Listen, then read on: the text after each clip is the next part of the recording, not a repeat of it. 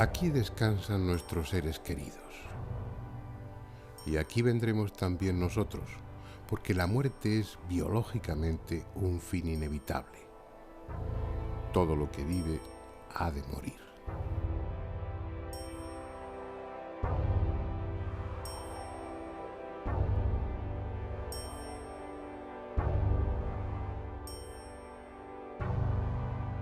Para las demás especies parece no haber problema, lo aceptan como lo que es, un hecho natural, pero los humanos somos distintos, tenemos conciencia, sabemos quiénes somos, pensamos, sentimos.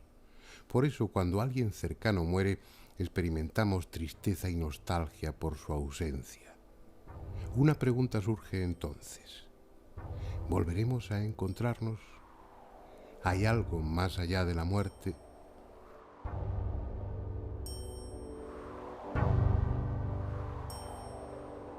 Una pregunta que en definitiva nos afecta tanto a nosotros como a los que ya se fueron, porque nosotros iremos después. Por eso el hombre ha sentido desde siempre la llamada de lo trascendente. Por necesidad, para mitigar la angustia, el miedo a dejar de ser, o porque ha tenido experiencias que le han hecho entrever ese otro mundo. Experiencias iguales a las que ahora muchos tienen. Sueños, estados de casi muerte, trances, proyecciones fuera del cuerpo. Sea por una u otra razón, o por ambas, los humanos llevamos milenios intentando comunicarnos con los muertos. No solo para tener una prueba de que después de la muerte se continúa existiendo, sino también para saber cómo es ese otro mundo que presuntamente nos aguarda. No es pues un tema nuevo. Sin embargo, en la historia reciente suele decirse que el espiritismo, la comunicación con los muertos, nació en marzo de 1848 en una casa de Hydesville, en el estado de Nueva York, cuando las hermanas Foss, entonces unas niñas, comenzaron a recibir mensajes mediante raps, golpes secos en los muebles y en las paredes, de un buhonero asesinado en aquella casa años antes. Y aunque los contactos con el otro mundo sean mucho más antiguos, ese hecho puede bien servir de referencia, porque a partir de él, la comunicación con los espíritus se convirtió en una práctica habitual en los salones de América y de Europa.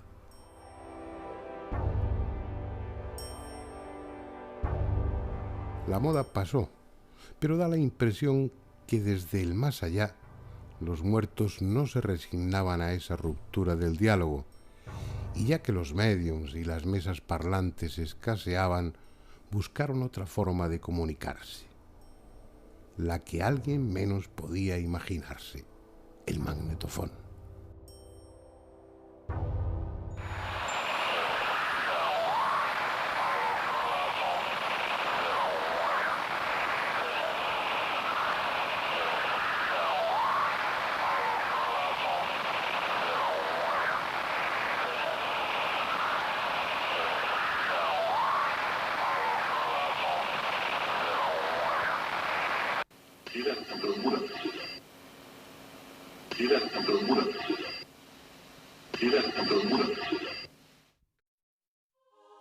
Fue el 12 de junio de 1959. Ese día, Friedrich Jürgenson obtuvo accidentalmente las primeras psicofonías mientras grababa con su magnetofón portátil en un bosque cerca de Estocolmo. No era esa su intención. Trataba simplemente de grabar el canto de determinados pájaros para ambientar sonoramente uno de sus documentales. Fue después, al llegar a casa y al escucharlo grabado, cuando se dio cuenta de que además del canto de los pájaros había otra cosa. Voces, murmullos, prácticamente ininteligibles, e incluso el sonido de un instrumento musical. Pensó que era un defecto del magnetofón o de la cinta, porque cuando había hecho las grabaciones en el bosque no había absolutamente nadie. Sin embargo, en los días siguientes, y a pesar de las precauciones que tomó, nuevas voces aparecieron en la cinta magnetofónica. y una de ellas la reconoció inmediatamente, porque era la de su madre muerta que le decía Freddy, Freddy, mi pequeño Freddy.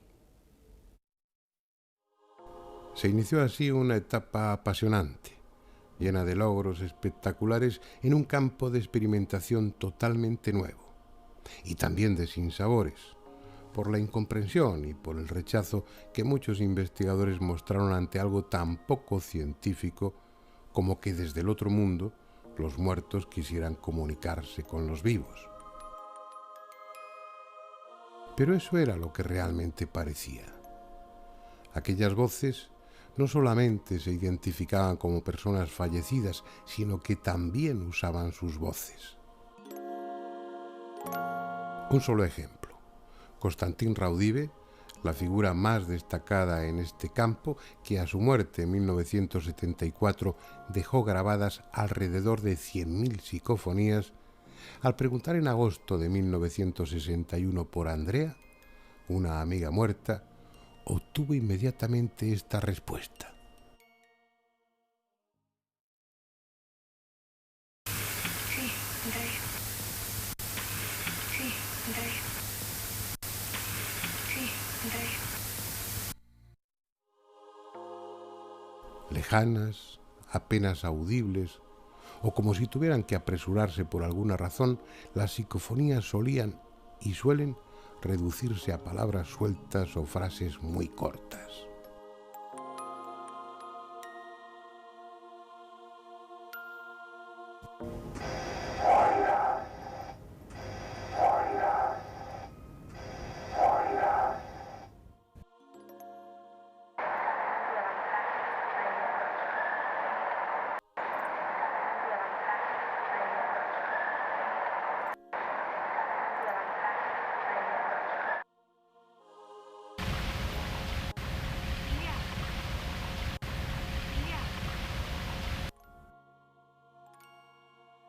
Pero no siempre es así.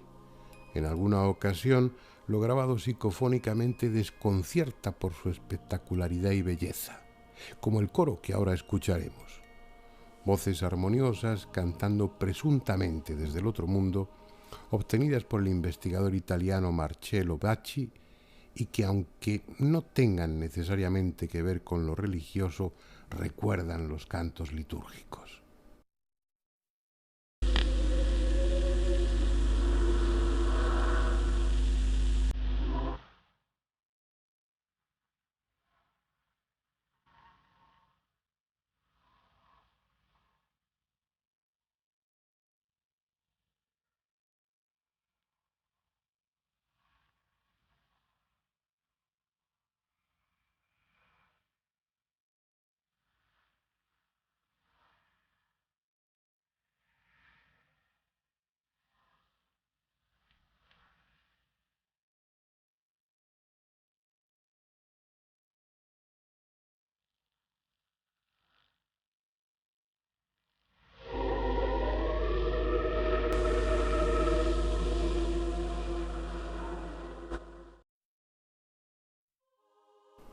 La que sí tiene un claro contenido religioso es la que grabó Pedro Amorós en un castillo templario. Una voz, que escucharemos 3 veces, como si quisiera desmentir las acusaciones de herejía que se vertieron contra los miembros de la Orden del Temple, dice con voz grave y rápida: In nomine Pater et Filii.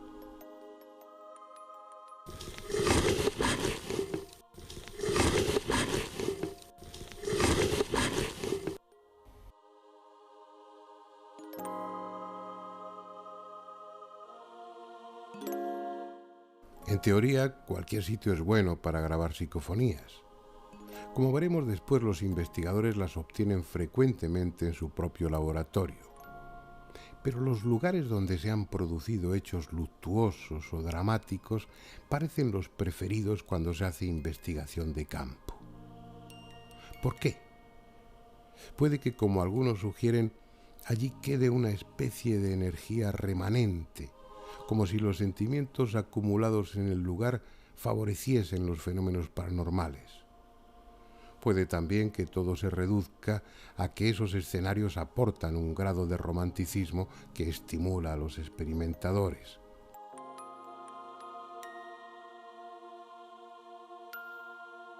Sea por una u otra razón, los cazadores de psicofonías acuden a lugares como este, en el condado de Treviño, un pueblo llamado Ochate, del que solo queda en pie la torre de su iglesia, desnuda y fantasmal. Un pueblo de trágica historia, asolado por sucesivas epidemias que acabaron con casi todos los habitantes y del que los pocos que quedaron huyeron para no volver jamás.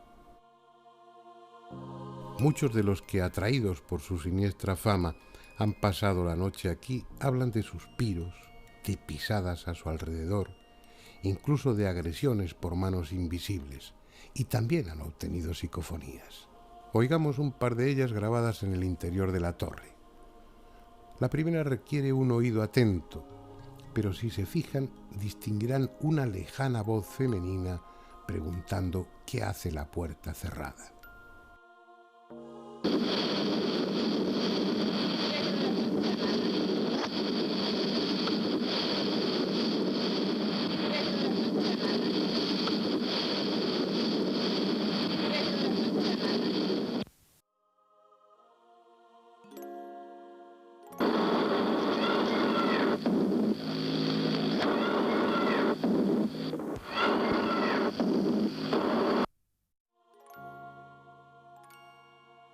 Pero aunque es lo frecuente, no siempre las psicofonías resultan de difícil audición.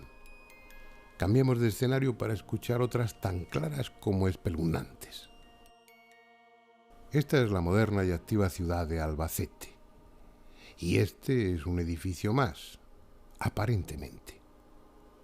En él está instalada la Jefatura de Industria de Castilla-La Mancha, pero antes estuvo la Casa de la Marquesa, habitada en tiempos por doña Margarita Ruiz de Liori, marquesa de Villasante.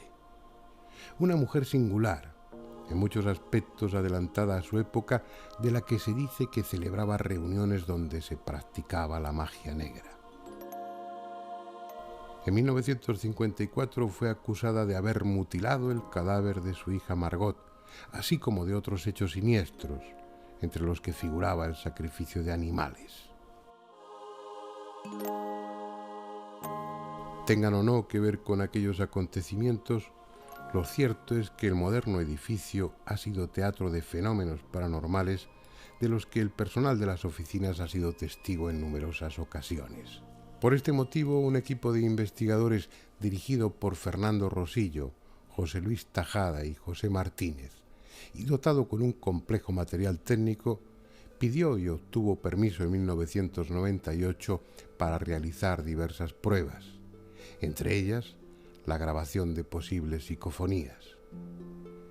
Y fue precisamente en ese tipo de fenómeno en el que obtuvieron resultados positivos y espectaculares.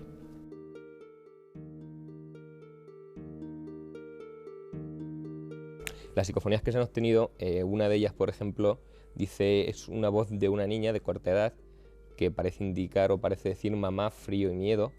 Es una psicofonía que después de los análisis que le hemos practicado con una serie de programas que estamos utilizando, nos dan una confianza y una validez de un 100%. Otra de ellas, por ejemplo, decía, hay mucha energía, José. Esa psicofonía se obtuvo a raíz de una pregunta que hizo José Luis en un ordenador portátil que teníamos la primera noche. Y lo mismo, es la misma voz con la misma cadencia. Hay otra psicofonía que dice, soy yo. Esa se obtuvo en la sala de juntas y es curioso porque esa grabación sí que hay una cinta de vídeo, se está viendo cómo se graba todo, no sale nada, se para la grabadora y a continuación es cuando sale la voz. Probablemente esto se deba al campo magnético generado por el cabezal de la cinta, pero eso pues está por demostrar aún, todo esto son hipótesis. Y por último, la otra psicofonía, quizá la más impactante por el contenido, sea la que se grabó la última noche. Es la misma voz con la misma cadencia. Y en este caso lo que decía era simplemente yo soy Dios. Son psicofonías, como estábamos comentando, que sin tener que filtrar, ni limpiar, ni samplear, tienen una claridad y una contundencia para nosotros poco conocida. Y en efecto, resultan perfectamente audibles. Y podría añadirse que escalofriantes, porque se trata de la voz susurrante de una niña que dice cosas como mamá, frío, miedo.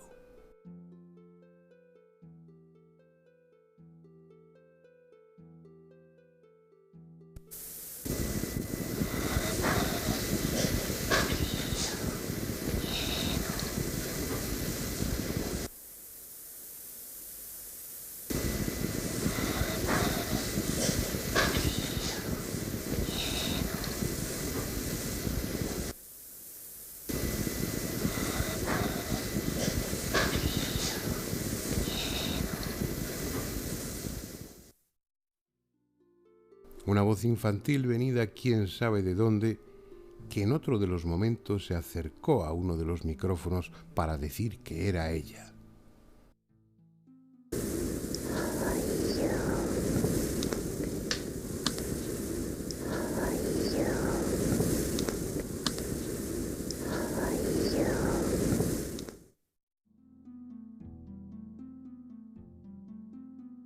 La misma voz que luego diría: yo soy Dios.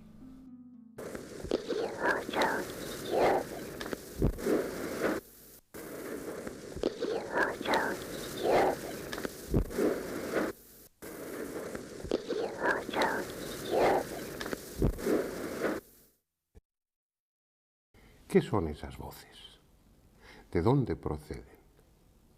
Los que asistimos a aquellos años iniciales de las psicofonías recordamos las encendidas polémicas entre los que sostenían que se trataba de algo sobrenatural y aquellos que pretendían encajar el fenómeno dentro de lo conocido. Se barajaron todo tipo de hipótesis. Obviamente se habló de grabaciones espurias, es decir, fragmentos de programas de radio o de televisión que por alguna razón quedaban registrados en la cinta.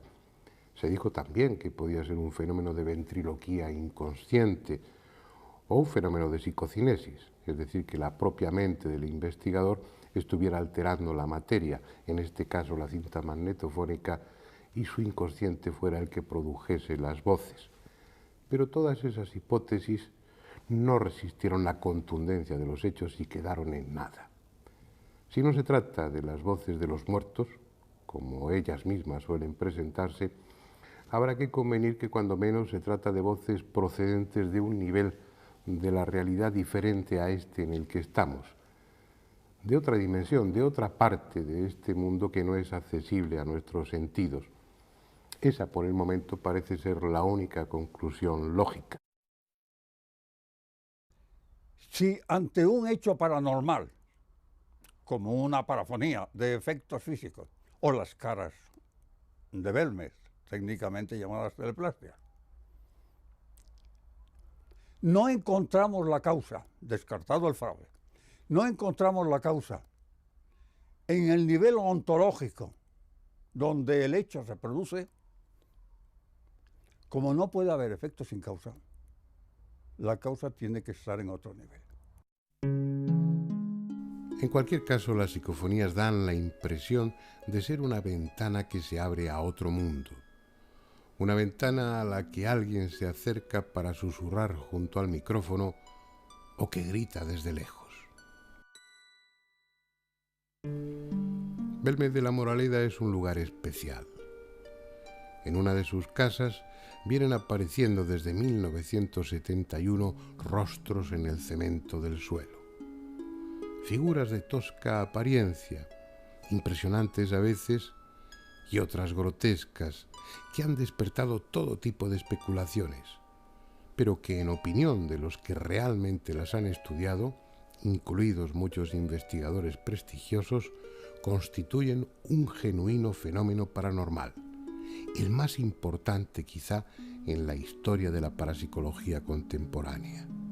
El por qué se aparecen sigue siendo un misterio, y no pocos las vinculan con lo sobrenatural, aludiendo a que esas casas se levantan sobre un viejo cementerio o al rumor de que en tiempos hubo allí un prostíbulo en el que se produjeron hechos sangrientos.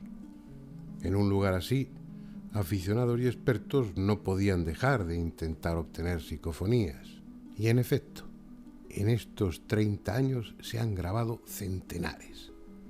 Vamos a escuchar algunas seleccionadas entre las muchas que Pedro Amorós ha obtenido en sus viajes a la Casa de las Caras. La primera es una voz de mujer que llama a Ángela. Como el resto de las psicofonías, la escucharemos 2 o 3 veces.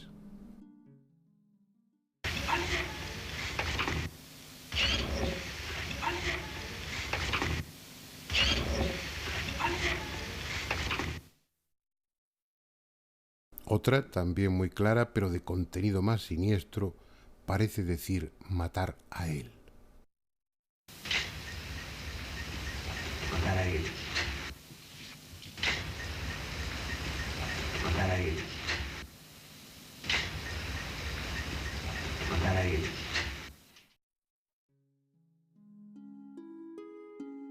Al preguntar al investigador si había algún tipo de entidades en el lugar, se grabó una psicofonía que respondía afirmativamente diciendo «almas hay».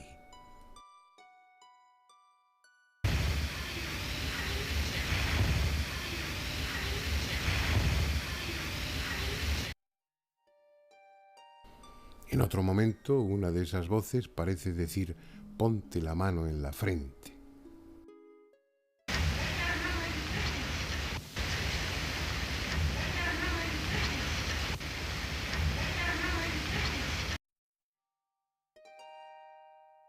Y por último, una psicofonía que expresa su complicidad con María, puesto que al preguntar esta por qué esas entidades están en su casa, se grabó una voz de mujer que decía, es un abuso.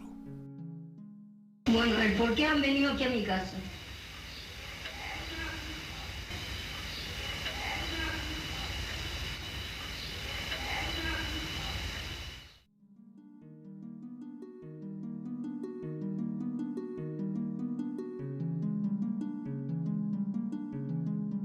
Aunque mucho más joven que Germán de Argumosa y que Sinesio Darnel, Pedro Amorós es ya uno de los investigadores más conocidos en Europa en este tema, tanto por su rigor como por su tenacidad.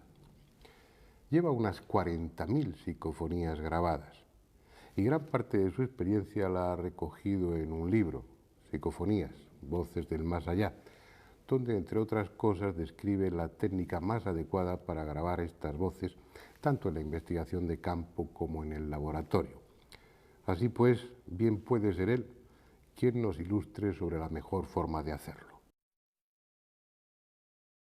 Pues para grabar una psicofonía, la técnica más simple que hay es un simple magnetofón de estos de reportero que utiliza normalmente la gente. Eso sí, con un micrófono conectado con un cable, ¿no? Esto nos da un registro y aquí se pueden grabar psicofonías y hay muchísima gente que ha obtenido psicofonías verdaderamente espectaculares con esta técnica, con un simple magnetofón, un grabador. Yo al principio utilizaba un grabador, un pequeño maletín pequeñito de plástico y me iba por ahí a intentar conseguir psicofonías en casas encantadas o que se decían misteriosas, ¿no? Y así obtenía algunas de las imágenes más curiosas, grabaciones más curiosas. Claro, luego utilizas aparatos como de bobina abierta o incluso los ordenadores que te dan un espectro, un ancho diferente de grabación y gracias a eso las psicofonías son más claras, más inteligibles y se puede trabajar mucho mejor con el sonido, evidentemente. No es lo mismo caminar por una autopista que por una carretera comarcal. Evidentemente la técnica es así de sencilla, la técnica es muy sencilla, es simplemente conectar un magnetofón, un pequeño grabador, aunque sea portátil, con un micrófono, una cinta virgen y bueno, pues intentar grabar al máximo volumen que se pueda, dejar unos minutos de silencio y esperar en esos 2 o 3 minutos intentar hacer alguna pregunta o algo por el estilo. Después, con todo el silencio, por supuesto, después rebobinar esto y escucharlo grabado. Es tan sumamente sencillo que cualquiera puede realizar este tipo de grabaciones y este tipo de experiencias, ¿no? Sí que tengo algunas grabaciones curiosas. Evidentemente, pues como normalmente estoy realizando este tipo de investigaciones psicofónicas a lo largo de todos los fines de semana, pues algo he obtenido. Sin embargo, una de las más curiosas que recuerdo fue una que obtuve en el Santo Sepulcro, en Jerusalén. Allí, bueno, pues obtuve un poco, de una forma curiosa, el permiso para poder investigar dentro del Santo Sepulcro, cosa que no es fácil. Y me dejaron durante unos minutos trabajar solo dentro, en el interior de esa cueva, ¿no? Al analizar las grabaciones se escucha perfectamente una psicofonía de una voz de un hombre que dice con toda claridad: Constantín. Estamos en el Santo Sepulcro. En el Santo Sepulcro. Estamos en el Santo Sepulcro. ¿Qué sería Constantín? ¿Constantín Raudive? No lo sé. El caso es que nos plantea aquí este misterio. Para mí es una de las psicofonías más curiosas y que desde luego, bueno, pues por su claridad y evidentemente por el lugar donde fue grabada, para mí es importante. Es esa la duda que siempre queda flotando en el ambiente. ¿Son quienes dicen ser? ¿Realmente los muertos, nuestros muertos, están intentando comunicarse con nosotros? ¿O acaso, sin proponérnoslo, hemos abierto una brecha en el muro invisible que separa esta realidad de otra, en la que hay de todo, incluso almas? ¿Por qué no utilizar ese nombre? Almas que no saben dónde están.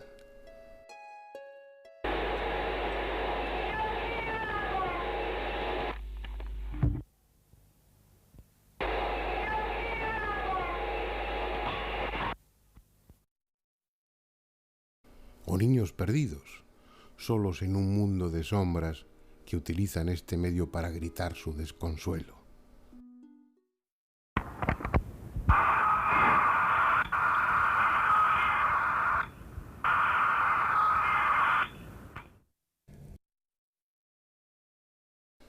Una brecha por la que se cuelan en este lado y comentan lo que ven.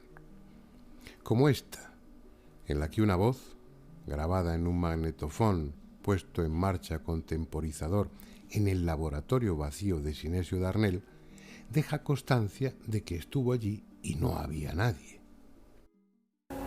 Hoy nadie. Hoy nadie.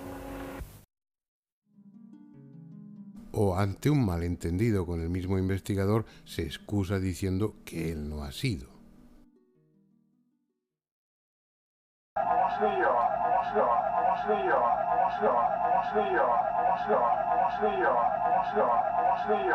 Creo que se entiende perfectamente, ¿no?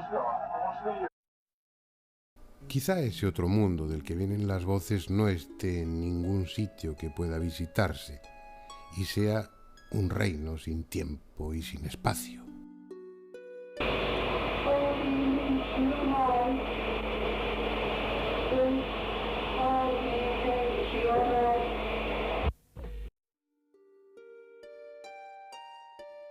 Pero estén o no en otra dimensión, sean muertos o entidades de otra naturaleza, lo que la experiencia de estas últimas décadas viene a decirnos es que ellos quieren comunicarse con nosotros y han encontrado en la electrónica un medio limpio y eficaz para hacerlo, porque por asombroso que resulte, ya no solo dejan oír sus voces, sino que desde 1985 nos permiten ver sus rostros a través del televisor y últimamente de la pantalla del ordenador.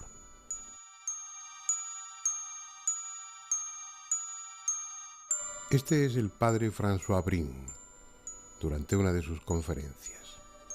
Sacerdote y teólogo, se ha convertido en algo así como un apóstol de la transcomunicación. Entiende que las psicofonías y ahora las psicoimágenes constituyen una fuente de esperanza, un alivio para aquellos que han perdido seres queridos o sienten el temor de que tras la muerte no haya nada. En sus charlas muestra un vídeo donde se recogen muchas de las psicoimágenes de los primeros años obtenidas por Schreiber y el llamado Grupo de Luxemburgo.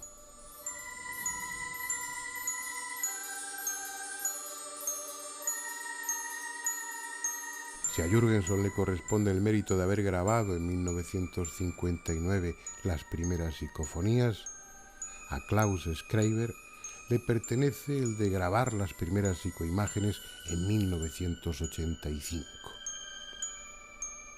Lo curioso, lo extraordinario, si hemos de ser justos en el adjetivo, es que las instrucciones para obtener esas imágenes del otro mundo se las dio su hija muerta a través de varias psicofonías. Así pues, y mientras no se demuestre lo contrario, estos rostros pertenecen a los que entendemos como espíritus, personas que están al otro lado de la muerte. Varias de ellas han podido ser identificadas, y en el vídeo que estamos viendo también se muestra la fotografía de algunas tomadas en vida.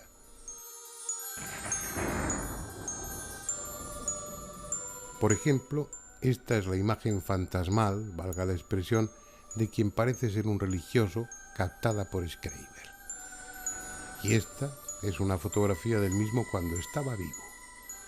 Un austriaco que fue abad en un monasterio y que durante muchos años se dedicó al estudio del espiritismo. Esta hermosa mujer que nos sonríe desde el más allá es una alemana que vivió en Estados Unidos y murió a los 74 años. Sin embargo, como estamos viendo, en ese otro mundo su apariencia es la de una mujer en la plenitud de su belleza. Esta psicoimagen es de las pocas que se han grabado en movimiento, incluso parece decir algo. Otro también identificado y al que luego veremos girar la cabeza es el fallecido investigador francés Henri Sinclair.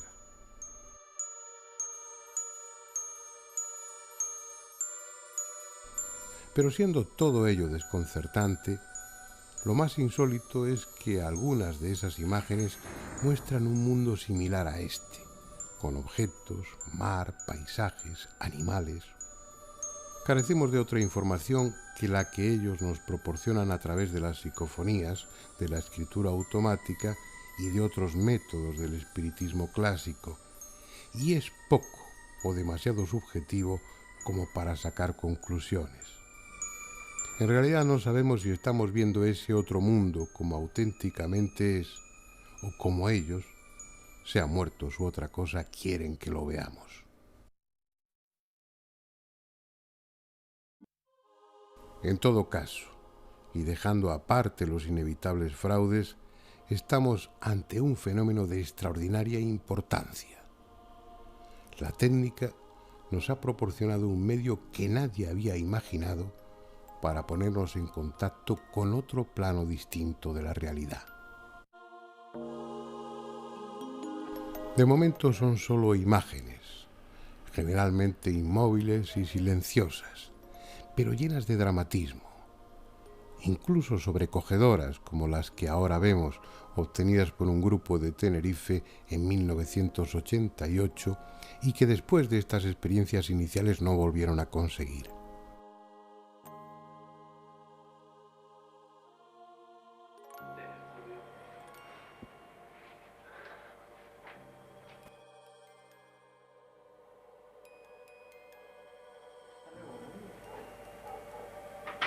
Meto la cinta. Y luego.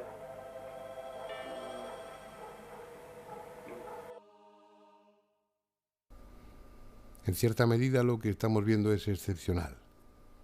Lo habitual es que las psicoimágenes se limiten a rostros estáticos, desenfocados o deformados, en ocasiones difíciles de reconocer y que aparecen en un solo fotograma, en un solo frame del vídeo grabado. A cambio, la técnica es en principio tan sencilla que cualquiera puede intentarlo.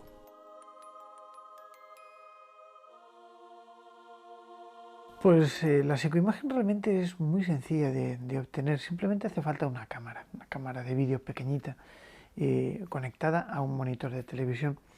Y entonces lo único que tenemos que hacer es enfocar el monitor de televisión con la propia cámara.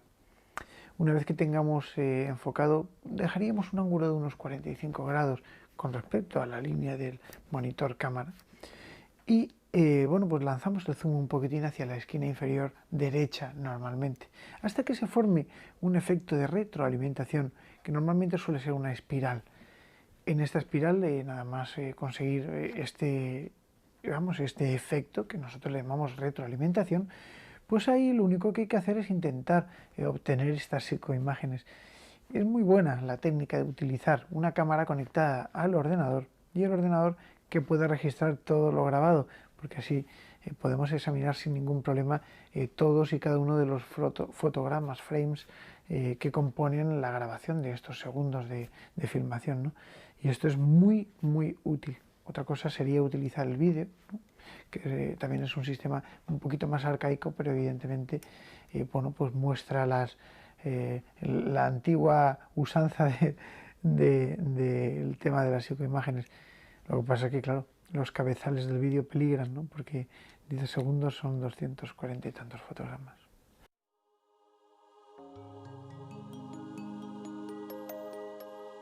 Hemos oído sus voces, hemos visto sus rostros. Si son quienes dicen ser, el miedo que desde siempre hemos sentido ante la muerte debiera desvanecerse para dar paso a la certeza de que tras ella continuamos existiendo. Sin embargo, siendo mucho lo que se ha avanzado en este campo, no es suficiente. La mayoría necesita pruebas más sólidas aún, más concluyentes. Y quizá tengan razón. Pero al menos convengamos en que estas experiencias abren una puerta a la esperanza.